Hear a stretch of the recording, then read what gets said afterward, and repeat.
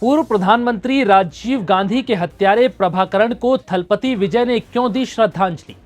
कांग्रेस सांसद राहुल गांधी के पिता के हत्यारे को जिस शख्स ने मौत के घाट उतरवा दिया, उससे सीएम विजय का आखिर कैसा लगाव? क्या थलपति विजय ने ऐसा करके बड़ी गलती कर दी? क्या सीएम विजय के इस कदम से अब कांग्रेस संग टूट जाएगा गठबंधन? क्या है पूरी कहानी, आइए जानते हैं इस वीडियो में। नमस्कार, मैं हूं विवेक पाल और नवभारत टाइम्स पर आपका बहुत बहुत स्वागत है। दुनिया के सबसे घातक आत्मघाती संगठनों में शामिल रहे liberation Tigers of Tamil Eelam के संस्थापक वी प्रभाकरण की बरसी पर सोमवार 18 मई को तमिलनाडु के सीएम विजय ने बरसी पर श्रद्धांजलि दी।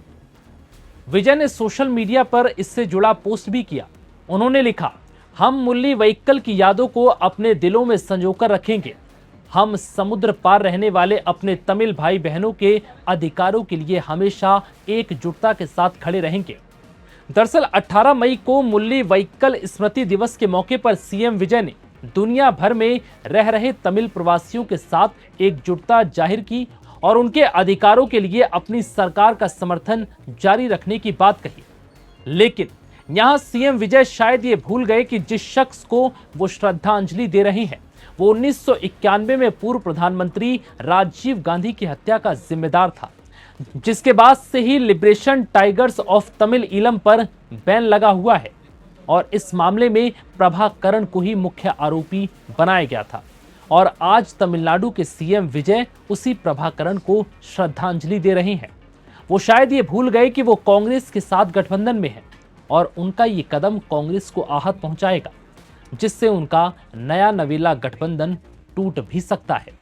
जिसके बाद बीजेपी नेता तेजिंदर बग्गा ने राहुल गांधी को घेरते हुए कहा कि राहुल गांधी के पिता और पूर्व प्रधानमंत्री राजीव गांधी की हत्या के पीछे इसी संगठन का हाथ माना जाता है। अगर राहुल गांधी सत्ता के लिए किसी से हाथ मिलाते हैं तो उनके पिता के हत्यारे को महिमा मंडित करता है।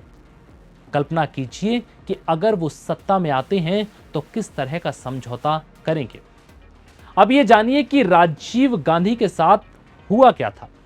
एलटीटी के प्रमुख प्रभाकरण ने 21 मई 1991 को तमिलनाडु के श्री पेरम्बदूर में एक आत्मघाती हमले में भारत के पूर्व प्रधानमंत्री राजीव गांधी की हत्या की साजिश रची थी। साल 1987 में राजीव गांधी के द्वारा श्रीलंका सरकार के साथ किया गया भारत श्रीलंका शांति समझौता और भारतीय शांति सेना का श्रीलंका में भेजा जाना प्रभाकरण को नागवार गुजरा था। प्रभाकरण को यह कदम तमिल ईलम की आकांक्षाओं के खिलाफ लगा, जिसके बाद एलटीटी के खुफिया विंग के प्रमुख पोट्टू अम्मान के निर्देश पर धनमौजी नामक एक महिला आत्मघाती हमलावर ने चुनावी रैली के दौरान राजीव गांधी के पैर छूने के बहाने खुद को बम से उड़ा दिया, जिसमें पूर्व प्रधानमंत्री राजीव गांधी की मौत हो गई।